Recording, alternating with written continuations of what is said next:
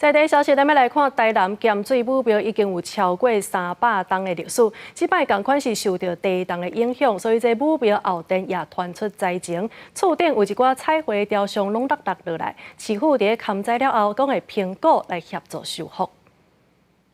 厝顶的展览写落涂骹已经看袂出本来形体，庙方用三角锥围起封锁线，避免民众踏着受伤。台南盐水母庙连续受到布袋地动和花莲大地动影响，后殿3楼的大型展览拢落来，变做碎片。哎呀，袂危险，伊想迄有诶拢要落，阮即摆拢毋敢边边啊，阮即摆拢行到边啊，因迄拢要落啊。 啊，无多的天灾啊，嘿啊，无多漂亮啊，系啊，啊无弄着人哦，好加载。好加载无人经过，无造成人员伤亡。台南盐水母庙是盐水风炮上早开始的所在，已经超过300栋。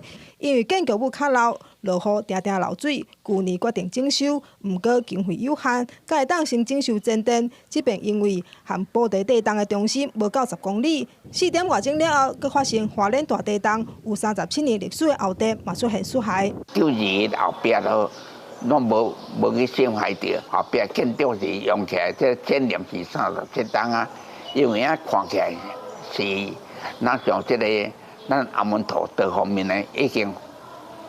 这个风化，文化部现在调查起来，目前因为它并不是古迹，然后呢也不是历史建物，所以变成说在中央文化部的一个补助的部分，目前还在研讨当中。3楼展览落去的时阵，嘛造成2楼良型的展览部分歹去，庙方初估要增加600万的维修费用。不过因为盐水母庙并不是古迹，市府和民代要协助争取费用来征收。记者李小燕、柯建准台南报道。